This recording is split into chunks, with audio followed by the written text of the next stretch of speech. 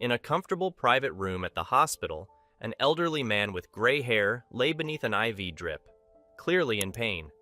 Suddenly, the door creaked open, and his daughter, Alicia, stepped in. She appeared to be in her mid-30s, with an attractive appearance and figure.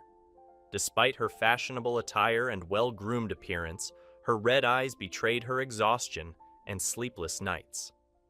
Placing a bag by the bedside, she perched herself on the edge of the bed, kissed her father on the cheek, and asked, "Good morning, Dad. How are you feeling today? I'm worried sick about you. You've been battling this illness for so long, and now stomach issues on top of it. I spoke with the doctor yesterday about your health, and he said you need to eat right and stick to a diet, so I brought everything on the list. Oatmeal cooked in water and steamed vegetables. Meat is off the menu for now." Seeing his daughter, the man felt a sudden relief from his pain. "Thank you for caring, my dear. You're the only one left for me. I don't have much of an appetite yet, but maybe I'll eat later what you brought. I'll rest up a bit here in the hospital and then get back to business. Tell me, how are things at the bank? What's Harvey saying? Did he seal the deal as I instructed? How are you holding up?" "Don't worry, Harvey's always tied up with work. He's hardly ever home, always busy with reports and business meetings. He's not pleased that you haven't officially made him the bank's director yet. He doesn't like being the boss just by proxy. I'm swamped with work too. I'll be heading out on a business trip in a couple of weeks to negotiate tomograph supplies. Everything's fine, Dad, as long as you recover quickly. Everything will be all right," Alicia reassured him. Bruce stroked his daughter's hand and said, "Don't worry about Harvey rushing things. I can still work independently. He already runs the company entirely. When the time comes, he'll be the director. But it's not good that you two hardly see each other. What if I die soon, and I still don't have any grandchildren? You should hurry with that matter. After all, you're not a young girl anymore. After Annie's death, I raised you and lived solely for you. I was so happy to have you. A child is a lifelong gift from fate." Alicia didn't like these discussions about children. She herself knew that it was high time for her to have a child, but it wasn't as simple as that. So, she quickly changed the subject and persuaded her father to eat a few spoonfuls of porridge before rushing off to work. On her way to work, she reminisced about her childhood, her youth, their relationship with Harvey, and tried to understand why they had become such strangers to each other lately. Alicia's father was a well-known bank owner in the city, and he raised her alone. Her mother passed away very early when she was only 3 years old. She hardly remembered her, except for often gazing at the huge portrait in her father's bedroom and imagining what kind of woman she was, how much she loved her. Her father never remarried, and Alicia was very grateful for that. She didn't want to see another woman in the house, let alone call her mother. Her father had a personal life, of course, but he never dared to remarry. As he sometimes confessed, he couldn't find a woman like his Annie. He loved his wife very much and cherished her memory, so even after all these years, her bedroom remained untouched in their home. The housekeepers were not allowed to enter there, so either her father or Alicia cleaned it themselves. Everything remained as it was when her mother was alive. Her robe hung on a chair, and sometimes it seemed like she had just stepped out for a minute. Her favorite perfume and cosmetics stood on the nightstand. Her father often went there and sat for a long time in that room, sighing heavily, reminiscing about how happy they were with Annie. Alicia excelled in her studies, delighting her father with her achievements, and graduated from university with honors. Since childhood, she had entrepreneurial abilities, so even in high school, she managed to earn some money by doing classmates' homework or providing cheat sheets for exams. Despite having all the means to spoil her, her father tried not to, as he believed it was important for Alicia to learn to achieve things on her own, and, of course, to find a successful marriage. Bruce tried several times to invite potential suitors and their parents for dinner at their home, those whom he himself would like to see as Alicia's husband. But Alicia wasn't interested in such arrangements and deliberately ruined the evenings, then leaving the house. She read many romance novels and sincerely believed that she would feel it when she met the man destined for her. After finishing university, with the help of her father's connections, Alicia started her own small business, selling medical equipment and providing installation services. She often traveled for work, and it was in a small resort town where she met her future husband, Harvey. He wasn't a wealthy man. He worked as a simple manager in a private clinic where she delivered ultrasound machines. He constantly complimented her and confidently courted her, as if he knew for sure that Alicia would agree to date him. He managed to impress her without spending a lot of money. He arranged a fantastic picnic in the countryside, and then he took her for a ride on a motorboat along the river. Their interaction was so romantic that Alicia fell in love with Harvey. The groom readily agreed to move, especially since Alicia already had an apartment, the purchase of which her father had helped with. Soon, Harvey met Alicia's father. Bruce found Harvey to be a good, humble, and intelligent young man, so he decided to gradually teach him about his business, banking affairs, with the intention of eventually handing over the entire company to him. Who could refuse such a prospect? Harvey was happy and initially very grateful to Bruce for his new comfortable life. He also didn't slacken his work. He always put in effort and achieved success. The young couple had a splendid wedding, attended by the press and photographers. Harvey proudly embraced his bride around the waist, not wanting to let her go. Alicia was overjoyed. Everything was just as she had dreamed. She loved Harvey deeply, and he constantly cared for her. Everything was perfect. In the first years of their marriage, Harvey was heavily involved in Alicia's father's business, learning leadership skills from him. Of course, he didn't forget about his wife. They often went on vacations together, and he rushed home from work to be with his beloved wife.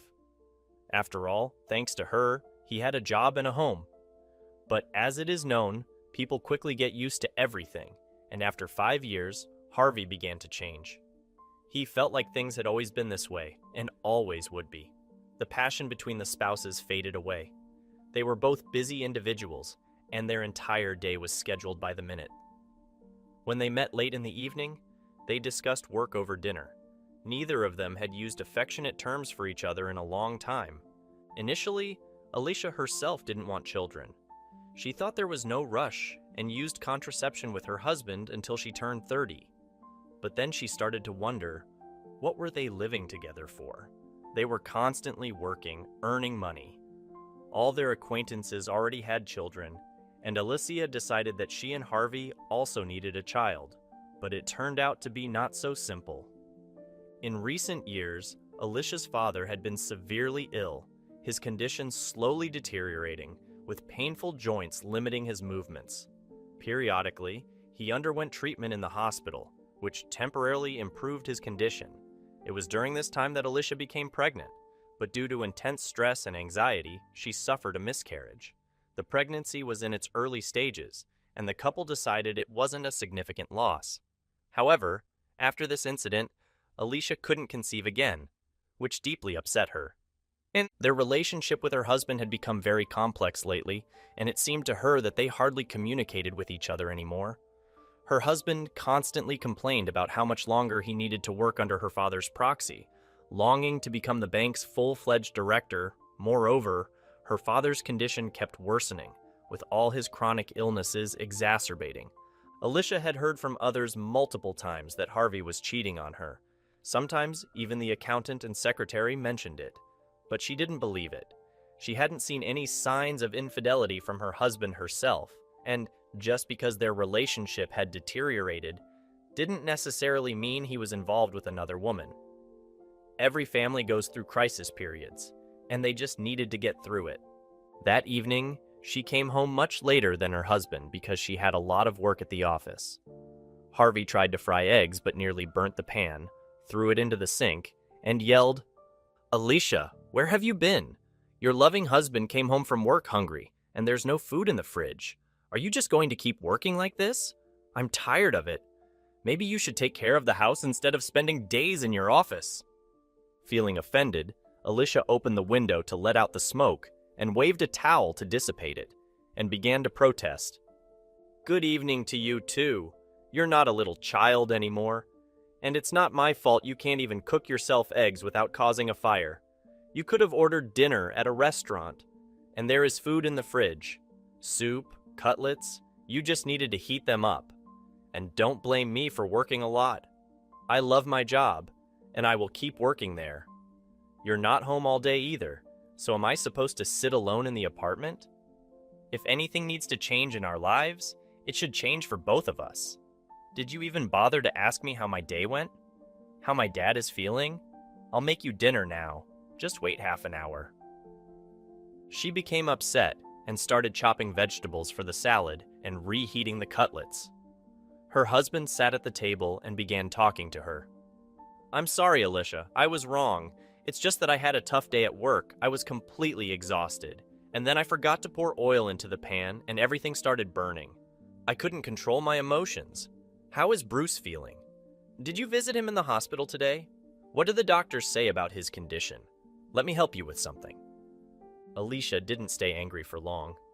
She kissed her husband and replied, No, I'll do it myself. I'll cook dinner.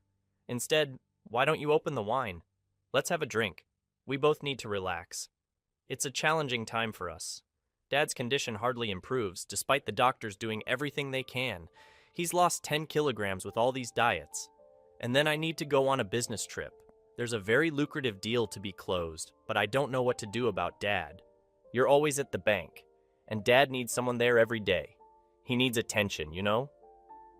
Harvey immediately brightened up. His mood improved, and he tried to reassure his wife. Why do you think so poorly of me? If you need to go on a business trip, then go and don't worry about anything. I'll visit your dad in the hospital every day. Support him. Everything will be fine, darling. I'm right here with you. They enjoyed their delicious dinner and watched a romantic movie. However, Alicia still worried. She had known Harvey for many years and noticed how delighted he was with her business trip. Probably not for no reason, but she needed to go. She informed her dad that she was leaving for a short business trip. In her presence, her father tried to be cheerful, not wanting to upset his child, but in reality, he was suffering from terrible pains. Moreover, his heart ached, and sometimes it was difficult for him to breathe. Alicia was a skilled driver and had been confidently driving for many years, so she wasn't afraid to travel long distances alone. This route was familiar to her, and she had driven it many times before, always bypassing the usual traffic jam through the small town. However, today the weather had taken a turn for the worse. It was pouring rain outside, with a biting cold wind, and the road in the small town had turned into mud. As she approached another bump, her car was suddenly thrown to the edge of the road. There was a dull thud as it hit something solid, and the tire pressure sensor squealed sharply. Unlucky me, looks like I've punctured a tire. Just what I needed, and I don't even have a spare tire. I took it out recently when I was carrying equipment and forgot to put it back. According to the GPS, it's several miles to the small town, and there's no one around, Alicia exclaimed. She put on the hood of her coat and got out of the car. After inspecting the vehicle, she realized that indeed, the tire was flat, and the rim was bent. She looked ahead, trying to make out any buildings or lights through the rain, but there was nothing visible. Alicia tried to call for a tow truck, but the mobile network was very poor, and no one could hear her words. She sat in the car for a long time, not knowing what to do, and it was already getting dark outside. Then, finally, she heard the sound of an engine. A tractor was coming down the road. She jumped out of the car and started waving her hands, trying to get the driver's attention, praying that he would notice her and stop. Finally, the tractor slowed down, and a young guy climbed out of the cabin. Good evening. What's happened? Is there something wrong with your car? He asked. Hello. Yes. I have a problem with the tire. I don't have a spare tire in the car, and I can't reach anyone by phone. I can't even get a tow truck. What should I do? I'm afraid to stay here overnight, Alicia replied, looking distressed. The guy carefully inspected the damage to the tire and said, Yes, the tire needs to be replaced. Do you see that fence not far from you? Next to it is a garage where they store fertilizers, and there's security there. Let's leave your car there, and in the morning, I'll go to the tire shop and ask the guys to help fix the tire, and you hop into the cab of the tractor. Hearing this offer, the rain-drenched woman started to worry and fear the man. Don't be afraid of me. I'm Troy. Everyone knows me here. I'll take you to the small town, to old lady Erin, and you can spend the night there. She's my neighbor, a very nice, kind woman who never refuses to help," the guy reassured her. Alicia didn't know how to thank this helpful guy and said, "Thank you, Troy. My name is Alicia. I got very upset being alone here. Maybe in the small town, I'll be able to get through to the towing service, and I'll pay for staying at this woman's place. I'm just very scared to spend the night alone on the road. It's the first time such a situation has happened to me." The guy drove her to a small house, knocked on the window, and explained the situation to the slightly deaf old woman. She nodded in agreement and gestured for Alicia to come inside. "Come in, and don't worry about my dog, Betty. She's as old as I am and doesn't bite. Oh, you're completely soaked from the rain. Let me give you a warm robe. Go change, and we'll hang your things to dry while you sleep," Erin said. Alicia thanked Erin and went to change in the small bedroom. There, sleeping in the bed, was a toddler, about 3 years old. He coughed heavily in his sleep and breathed through his mouth all the time because his nose was stuffy. It was clear to the naked eye that the child was sick. Worriedly, Alicia asked, "Erin, is this your grandson? The boy coughs a lot. He has a fever. I touched his forehead. He's very hot. Did you call a doctor? How are you treating the child?" The old woman sighed heavily and said, "Where would we get a doctor in our small town? The medical station is under repair, and I understand myself that Zachary needs to be taken to the city hospital. But I'm already 80 years old. I can hardly walk myself. I'm not sure if I can take him there. I'm constantly crying and praying for my grandson's health, and I also brew various herbs for him." "And where are Zachary's parents? Why are you raising him all alone? Don't they care about what's happening with their son?" Alicia asked in surprise. The old woman became very upset and replied, "It's a long story, but I can tell you if you want. And while you do, have some corn porridge. It's just ready. My Bill and I lived our whole lives understanding and loving each other. We always worked on the farm, but we didn't have children. At first, we waited for a long time for a child, and then we stopped hoping. But when we were around 50 years old, our daughter was born. All the locals thought we were crazy to have a child at such an age. They couldn't understand what it's like to wait and pray for a child your whole life, but we couldn't give up on her. So, we took the risk and, ignoring everyone, had our daughter. Everything would have been fine, but Dina had a weak heart from childhood, maybe because I had her so late, or for some other reason. My husband, Bill, passed away early when our Dina was just 5 years old. So, I raised her myself. I loved her very much, took care of her, and didn't make her work too hard. After school, Dina moved to the city to find work. She didn't want to stay in the small town because there were no prospects here. She got a job as a waitress in a cafe, often called me, and said everything was fine and that she had found a fiancé here. I warned my daughter that he was much older than her, but she assured me they truly loved each other. I even rejoiced, thinking that if he was older, he must be a responsible man. I was looking forward to Dina inviting me to her wedding soon. But 3 years later, my daughter came back to me, but already pregnant. She fell at my feet, crying, and said her fiancé had left her. He turned out to be a married man, and when he found out Dina was pregnant, he forced her to have an abortion, and then he cut off contact with her. And she couldn't bring herself to kill that baby. Of course, I forgave her. She's my daughter. But Dina couldn't survive the childbirth and died.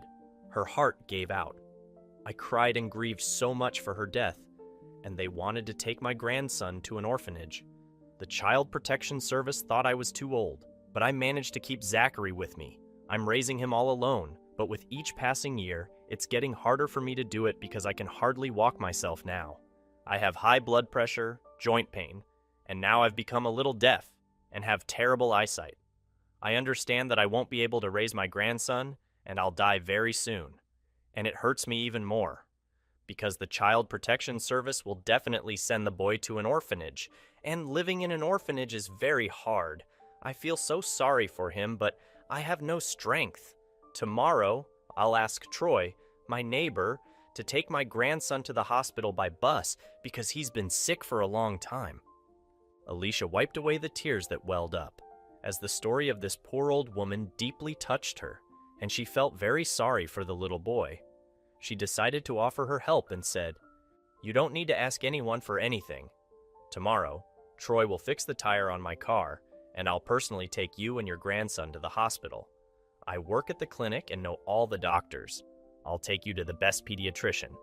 The child will definitely get help there, and I'll cancel my business trip because human life is more important." The old woman even started crying, wiping her tears with the edge of her handkerchief, and thanked the woman. "Thank you. It's hard to find such compassionate people nowadays. I'll pray for you. Look at how beautiful my Dina was, just like her father. She had thick black hair and big eyes. All the men in our little town admired her. I couldn't protect my daughter. I miss her so much." Alicia looked at the photo in the frame and was surprised. There was indeed a photo of a very beautiful young dark-haired girl. She was happy. And next to her was Harvey, Alicia's husband. She couldn't be mistaken. "And who is this next to your daughter in the photo?" Alicia asked. "That's the same man. Her fiancé who asked her to have an abortion.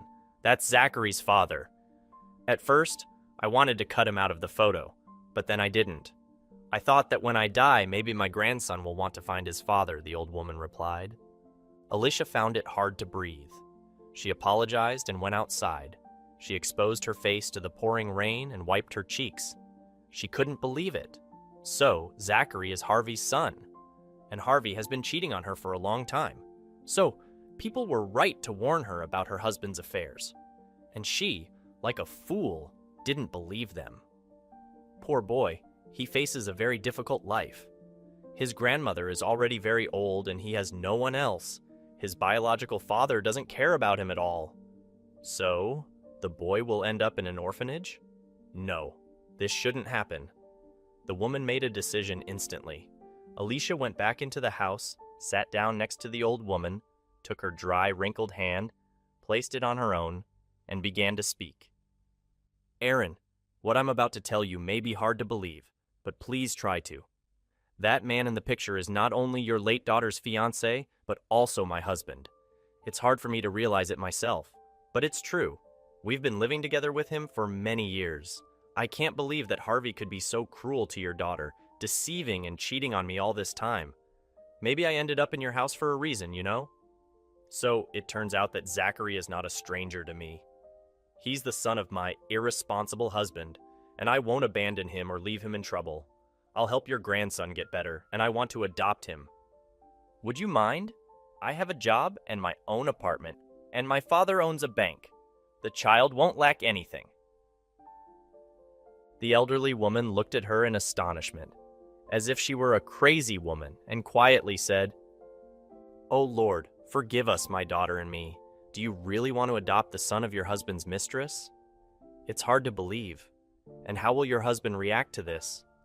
If he abandoned my pregnant daughter and didn't want her to have the baby, he's unlikely to change his attitude towards Zachary now. I fear for my grandson." Alicia emotionally replied, "That doesn't matter. I've already made up my mind. I'll divorce my husband and raise Zachary myself. I'll raise him, love him like my own son, and I won't leave you here alone. I've dreamed of having a child for years, but I couldn't conceive. And now I can be a mother to Zachary. Please consider my offer. And for now, let's sleep. I'm very tired." The next day, Troy helped fix the car wheel, and Alicia drove Zachary and Aaron to the clinic. The little boy was weak. He refused to eat and slept throughout the journey.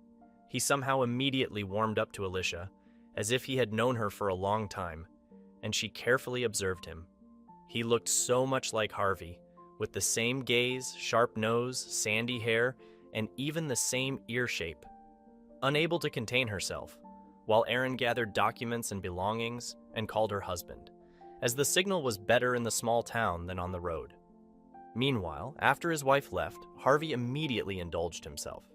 He was in bed with yet another young woman, whispering sweet words in her ear and gently kissing her neck. When the phone rang and he saw it was his wife calling, Harvey gently pushed away his lover and answered the call. "Good morning, dear husband. My plans have changed. The business trip got canceled. It's a long story, but I'm taking a little boy and his grandmother to the city for treatment. This kid is so adorable. He's all alone. His mother died during childbirth, and his father abandoned him even before he was born. His grandmother is already 80 years old, and she can't raise him alone. So, I was thinking, what if we adopt him together? Let's give Zachary a happy childhood. My heart aches for him.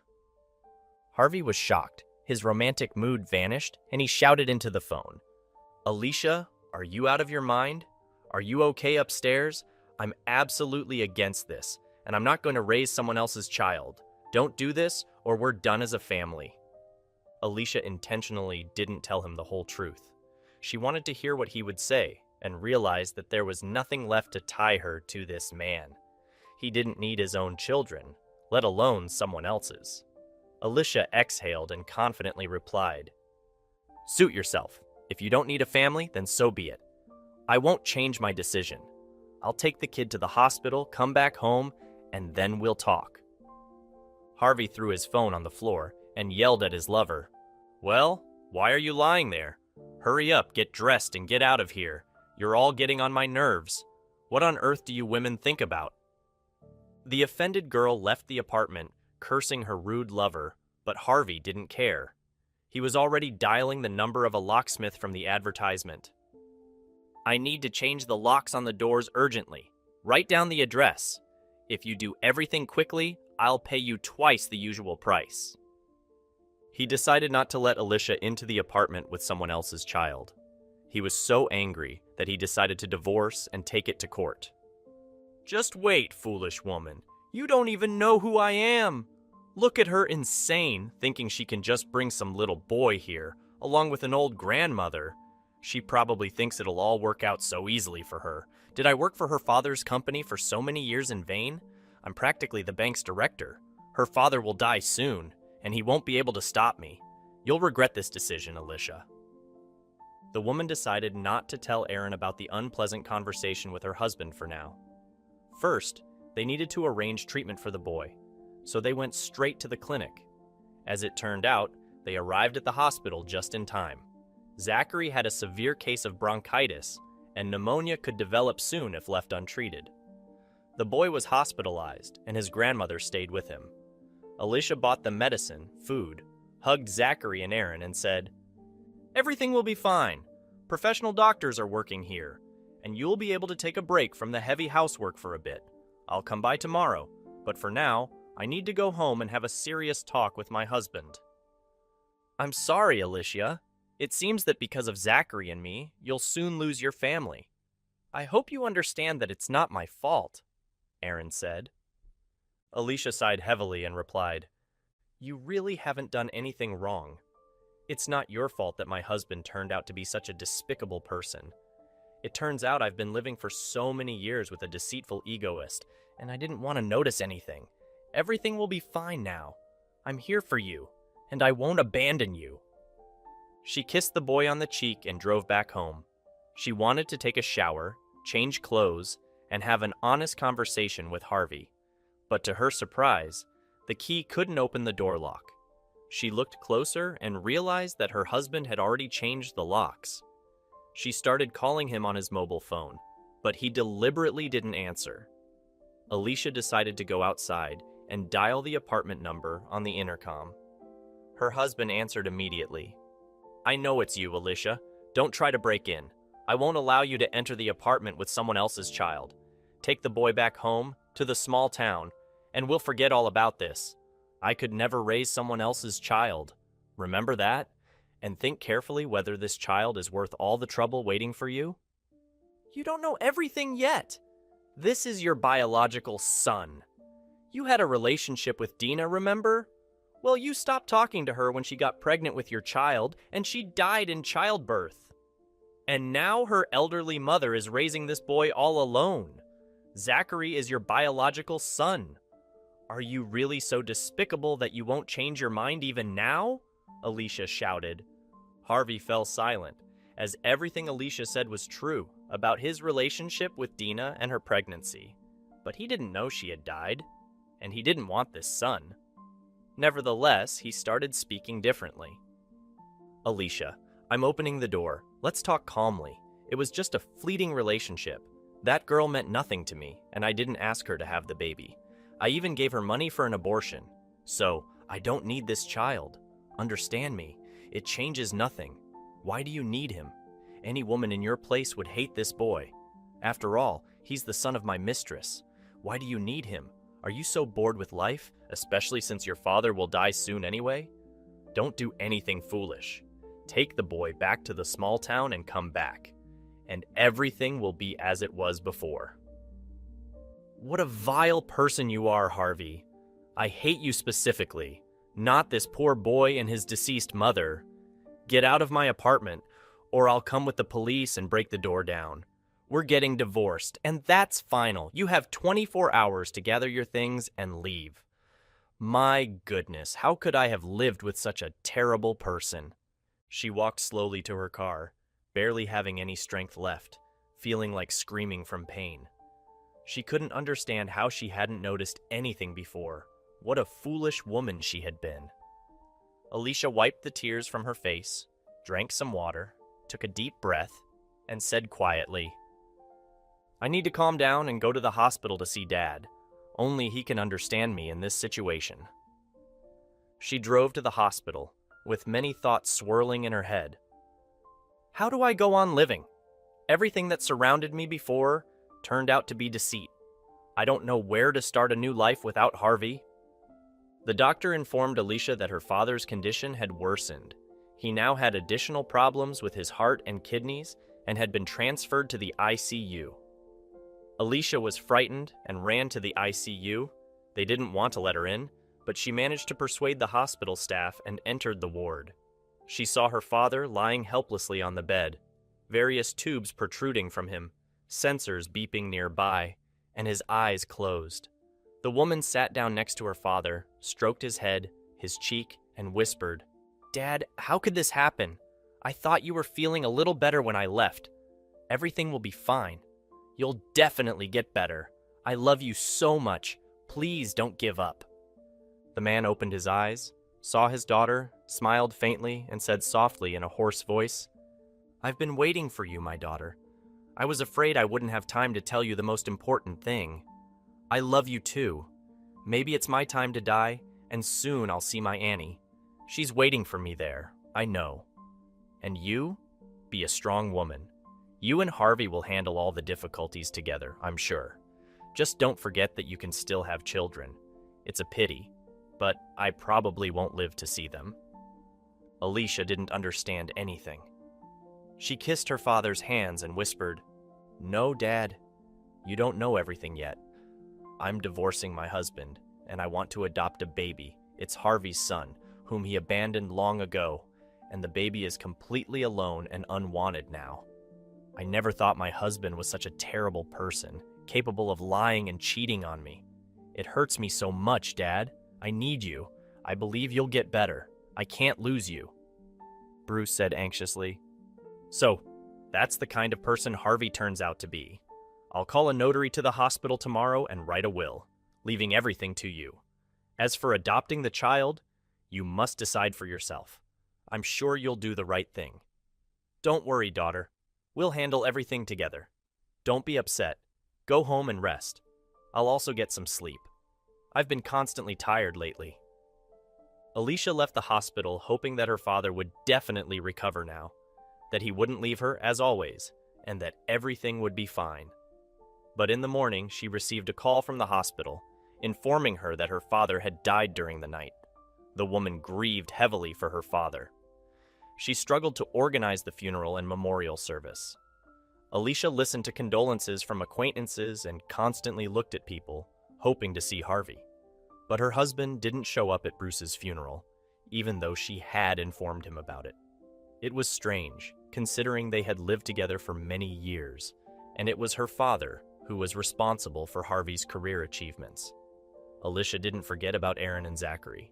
She visited them in the hospital, and after their discharge, she took them to her father's house, persuading them to stay with her a little longer. But lately, she had so many problems that she couldn't make any decisions. A month later, Alicia was able to calm down a little after her father's death. Erin comforted her as best she could, and Zachary kept her from feeling lonely. The woman grew very attached to the baby, and it was caring for him that prevented her from doing nothing and distracted her from negative thoughts. Alicia decided it was time to divorce her husband and file for adoption of Zachary. There were no issues with the adoption since his mother had passed away, and his grandmother couldn't be his guardian due to her age. Alicia had her own home and job, so the adoption was quickly approved. However, she faced difficulties with the divorce. It turned out her resourceful husband had emptied all the bank accounts, transferred the money to his overseas accounts, and even the joint account with his wife had been drained. After the grueling divorce, Alicia was left only with her father's house, the apartment, and her modest business, which was her sole source of income. Harvey took everything else, hiring a good lawyer. After her father's death, being in his house was unbearably painful for Alicia, as everything reminded her of her dear father, and she cried constantly. And in the apartment, she had lived for many years with a husband who had deceived her. She didn't know what to do or where she could find peace. That's when wise Erin suggested, "Alicia, I see how much you're suffering, and I don't like living in the city either. I'm not used to city life. I still have a small farm, and my dog Betty back in our small town. I asked Troy to look after everything, but I really want to go back home. I suggest you come with us to the small town. Our house with my grandson is small, but we can all fit there. We have a forest nearby, nature, and in the summer, we can pick berries and mushrooms. I'm sure you'll feel better in such surroundings. You can stay there for a while and then decide what to do next in your life. Plus, Zachary loves running around the yard, especially with the dog." Alicia liked this proposal, and she decided to move. At first, everyone thought she was being very foolish, especially her colleagues at the clinic where she worked. After all, she divorced a banker husband, left a luxurious father's house, and decided to move to a small town, and even adopted her husband's child from his mistress. But Alicia paid no attention to these talks. She just wanted to find peace and figure out what to do next. She started working remotely, managing paperwork for the clinic. After all, it wouldn't be feasible to commute from a small town to other clinics every day, and Zachary needed attention. The boy was lively and agile, so he always needed supervision. At first, life in the small town seemed unbearably difficult for Alicia. Erin was a patient woman and taught Alicia everything as if they were the same age as Zachary, and Troy often dropped by, only laughing. He couldn't believe that a city girl could live in a small town. He was sure she'd run back to the city within a month. But as it turned out, Alicia really impressed him, even back then, on the deserted road at night when her car broke down, and he immediately fell for her. He knew they were very different people. He was a simple guy from a small town, and she was the daughter of a bank owner. Plus, there was an age difference, with him being 5 years younger than Alicia. So he wasn't planning on confessing his feelings to her yet. Instead, he tried to spend more time with her. He took her to the forest, to the river, and often played with Zachary, which brought them closer together. They talked a lot, and Alicia noticed that Troy was not just an ordinary guy. He was a real man who was ready to defend his small town. She noticed this when he argued with a local farmer who was trying to persuade the locals to sell their land for the construction of new houses. He talked about the future modern cottages that would be built there and how there would be many tourists, and all the residents of the small town would be offered comfortable apartments in exchange for their homes. Well, that's good, isn't it? There are many pensioners in the small town. It'll be easier for them to live in an apartment. Why are you against it? Alicia asked Troy. Troy waved his hands and said, "You just don't understand, do you? These are sacred lands. Here, nature remains untouched by human hands. But if everything gets dug up now and cottages are built, asphalt is laid, what will happen? It'll be just another town with numerous houses. Many people come here and say that even the air here is healing. We can't ruin it all. How long did Erin manage to live in the city? Was it good for her there? Our pensioners are alive because they live on their land, take care of their homes and gardens. Can they live in apartments? And this farmer is a cunning man. He wants to deceive the pensioners, buy their land for a pittance, and then resell it to the developer 3 times more expensive, not caring at all about the fate of the residents. I'll do everything to prevent this from happening. If necessary, I'll even involve the press. Don't you have such connections in the city? I'm sure this farmer will get scared and change his mind." Alicia pondered over the guy's words and replied, "You're right. I came here myself in a bad state. I couldn't calm down from my husband's betrayal, divorce, and father's death. And here, I didn't even notice how I started feeling better. I stopped thinking about the bad, and now I want to live again. I'll help you. I'll call a journalist I know who loves sensations. We'll make this farmer famous." Alicia and Troy succeeded.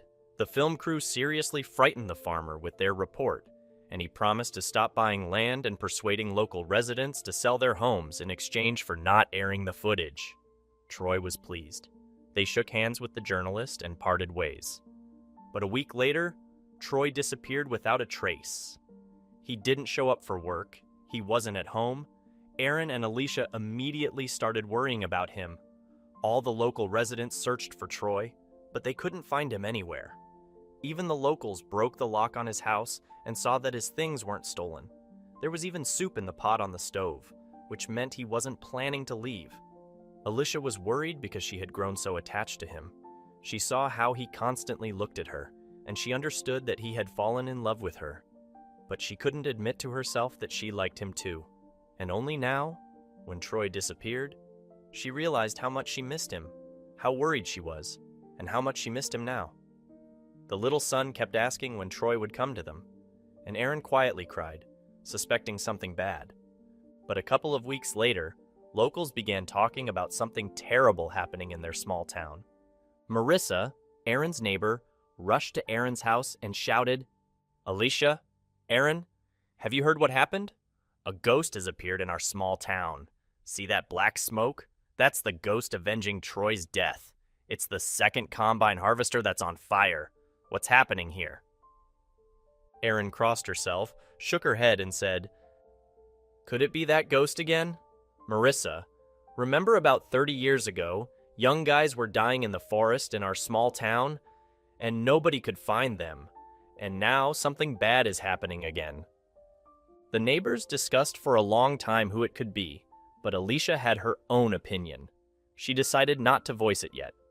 Of course, she didn't believe in ghosts, but she had hope. What if it's Troy seeking revenge? What if he's alive and hiding in the forest? He couldn't have just disappeared like that. He often said he wanted his family and loved Zachary very much. We need to find him, but I don't know this area at all. Where should I go? As my late father used to say, we must trust our instincts. But Alicia also decided to approach the gamekeeper, Ron, with her suspicions. She immediately told him everything and begged, "Help me find Troy. I don't believe he could have gone anywhere or died in the forest. Why would he do that? He loved life very much and had plans for the future. I'm sure it's the farmer's fault. I wanted to go into the forest myself, but I'm scared. I don't know the roads, so I might get lost." The gamekeeper shook his head and said, "You're right. Troy couldn't have left. He loved our small town very much. Come with me to one place for a walk. There's an old house in the forest where I sometimes spend the night when I feed the animals. Not many people know about it, but you can live there for a while. There are matches, biscuits, canned food, and even a spring with drinking water nearby. If Troy is alive, he can only be there. Otherwise, the beasts would have killed him long ago." The gamekeeper took his gun, a backpack with supplies, and they set off. Alicia lagged behind the man. Her legs were sore from fatigue, and branches scratched her hands, but she didn't complain and tried to keep up with the grim elderly Ron because she had a goal, to find Troy. The gamekeeper was right. The guy was in that old house. Looking at him, she was frightened. His whole body was bruised, swollen, and covered in bites, and his leg was severely swollen. Troy was surprised to see the guests and said, "Ron, how did you guess I'm alive? That I'm in the forest? And you, Alicia, I definitely didn't expect to see you here. Keep in mind, I won't return to the small town until I've taken revenge on this farmer." "It wasn't me. It was Alicia who begged me to find you. She figured out on her own that it was you damaging the farmer's equipment, and you certainly put on quite a show. The locals are now afraid to leave their homes in the evenings, thinking it's the ghost doing it all. Don't do anything stupid, Troy. Come home with us. You've already avenged the farmer enough. Otherwise, you might end up in jail, the gamekeeper said.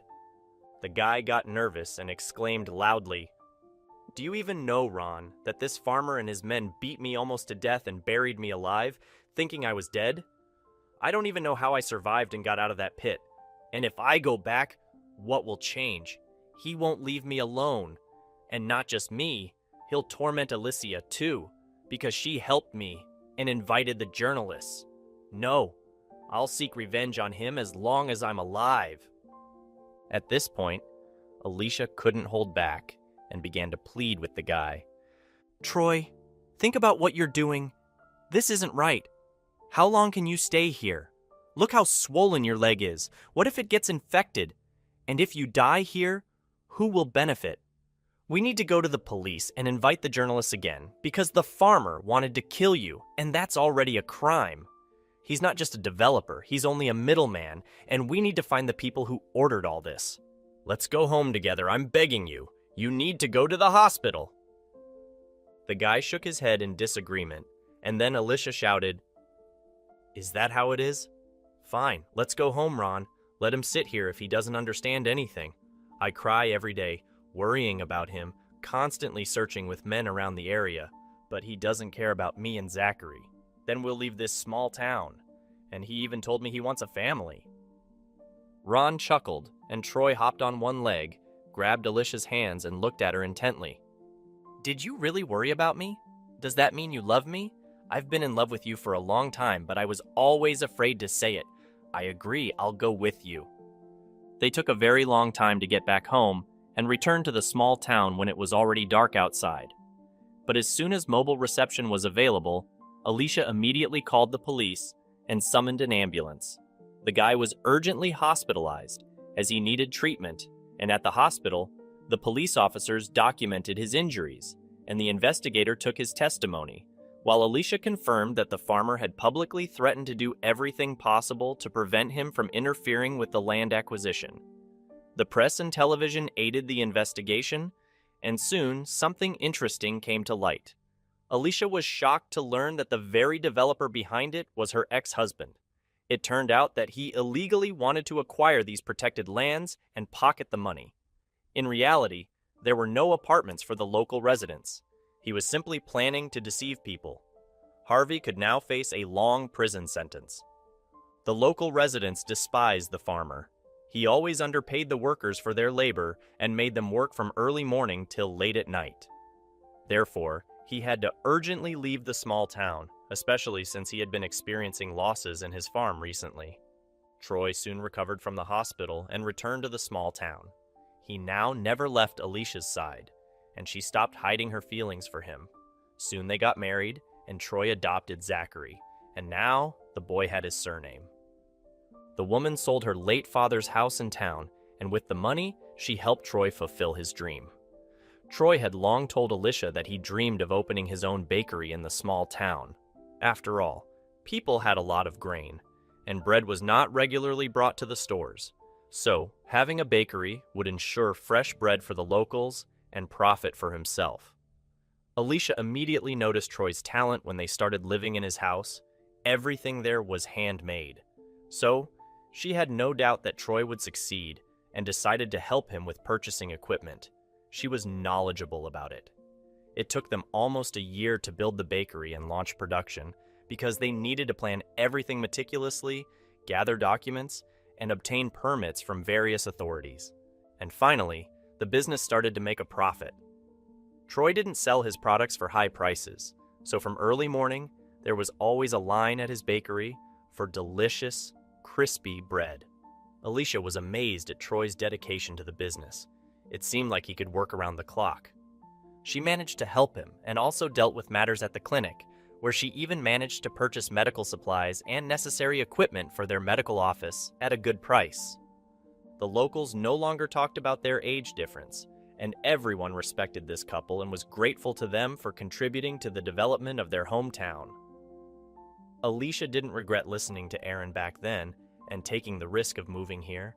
Now, she wouldn't agree to live in a big city again for anything. She had grown fond of this place. It felt and breathed differently. Now, Alicia constantly admired the picturesque landscape around her. Green meadows, a river with gurgling water, and the scent of herbs. Where else could you find this in the city? And how cozy and warm it was to have dinner together in the kitchen on winter evenings. Sometimes it seemed like Aaron had gotten a bit younger. She was now calm about her grandson's future, knowing he had loving parents, and the boy had already started first grade. The grandmother was constantly knitting long scarves and socks, smiling and whispering something quietly. Zachary had long called Alicia his mom and Troy his dad. He had decided so himself, although his parents didn't lie to him about being their biological son, and told him the truth from the very beginning. After all, it's hard to hide such a secret in a small town. The boy loved his mom very much, hugged her, listened to her, and always helped his dad. But he knew where his biological mom, who gave birth to him, was buried in the cemetery, and together with his parents, he always took care of her grave. But one day, an event occurred that frightened Troy's whole family. At that time, Troy was grinding flour while Alicia was kneading dough for bread, and Zachary was feeding the animals in the yard with his grandmother when suddenly there was a loud knock on their gate. Alicia stepped out onto the porch and was surprised to see Harvey there. He was unrecognizable, having gained a lot of weight, looking very unkempt and with swollen eyes. "Harvey? Why did you come here? How did you even find out where I live?" exclaimed the woman. "The whole story with the farmer changed my whole life. Because of that, I served time in prison and lost my business. I recently got out of prison and want to see my biological son. Zachary, come here. I've come for you. I'm your dad, your real dad," the man said angrily. The boy got scared and ran to Troy, crying and shouting, "Dad, some angry man came and says he'll take me away, and that he's my dad." Troy clenched his fists, hugged Zachary, and said, "Don't cry, son, and don't be afraid. Stay here for a bit. I'll come back soon." Meanwhile, Alicia tried to have a reasonable conversation with her ex-husband. "Harvey, why do you need Zachary? You rejected him even before he was born. Leave. Don't scare the child. Don't ruin his life." But Harvey didn't calm down and started shouting even louder. "He's my son, and I have the right to see him. I'll take him away from you." He looked at Alicia's protruding belly under her sundress and said, "I see you're already pregnant. Have you started liking younger guys? Isn't it ridiculous? Why do you need another boy? You'll have your own child soon, and I don't have anyone besides Zachary. You didn't want to have children with me." Alicia felt hurt. She wanted to say everything she had on her mind, but then Troy pushed her aside and whispered in her ear, "Darling, take Zachary and go inside. I'll come soon. Don't worry, you can't afford to get nervous right now." Alicia listened to her husband, took the child inside, but she was deeply concerned, so she stood in the hallway, listening to what was happening beyond the gate. Troy grabbed Harvey by the collar and shouted, "Listen to me carefully. Forget about coming here ever again. This is my family, my beloved wife, and my son, legally, and to you, Zachary is nobody. So leave us alone, or I'll hit you so hard that doctors in the ICU won't be able to help you. Remember, you're very foolish if you could lose such a wonderful woman like Alicia. I love her more than life itself and won't let anyone hurt her, and Zachary is my son. Do you understand?" Humiliated and ashamed, Harvey left their home. He was now unwanted by anyone because the man had ruined everything himself, even though he used to have everything. And now he was a lonely and poor man who had served time in prison. Harvey was deeply resentful towards Alicia, saying, "She did it on purpose. She purposely adopted my biological son to hurt me, and the boy is scared of his real father and considers Troy his dad. I'm sure Bruce cursed me before his death." He bought 2 bottles of alcohol from the store and went to the train station, where he drank straight from the bottle. Then he got lost on the road, wandered into the forest, and no one ever saw him again. Local residents said he drowned in the river. Unfortunately, Harvey never realized that he was to blame for what happened in his life. Alicia's pregnancy was challenging. Doctors warned her about her advanced age, but she didn't give up. She fought against severe leg swelling and morning sickness. Troy took constant care of her, forbidding her from lifting heavy objects, protecting her, while Aaron provided her with special herbs. And at the right time, Alicia gave birth to a daughter, Stella. A joyful Troy fetched her from the maternity hospital with a huge bouquet of flowers and helium balloons. At Alicia's home, there was another surprise waiting. In the backyard, a large round tent was set up, with a long table and benches where all the local residents gathered to celebrate the birth of the baby. They congratulated Alicia, took the little girl in their arms, and wished her well-being. Alicia, if only you knew how grateful I am to the Lord that your car broke down near our little town, and that Troy brought you specifically to my house. You saved us along with your granddaughter. Every evening, I pray for your health and ask the Lord only for happiness for you. You deserve it. I feel so good with you, as if we were real relatives. Live harmoniously with Troy, love my Zachary, and raise my granddaughter, Aaron said. After these words, all the guests raised their glasses, and some even shed tears. Alicia hugged Aaron tightly because she had indeed become like family to her. Troy also decided to make a toast. Let's drink to Stella, the new resident of our little town, and my daughter. Alicia, thank you for giving birth to our daughter. Zachary and I will cherish and spoil her, right, son? And to all of you kind people, I also want to say thank you for always helping us. We are all one big happy family here. After that, everyone continued to celebrate the birth of the girl, socialize, and dance. Alicia held her daughter in her arms, admired her chubby cheeks, and thought, I feel so good right now. Perhaps I had to go through all my troubles to find such happiness. If someone had told me earlier that I, the daughter of a bank director, would suddenly fall in love with a small town and want to live here forever, I wouldn't have believed it. I don't care what they say about me in the clinic, and our age difference with Troy doesn't matter at all. My dad always said to trust my feelings, and right now I feel calm and happy, so I must have done everything right.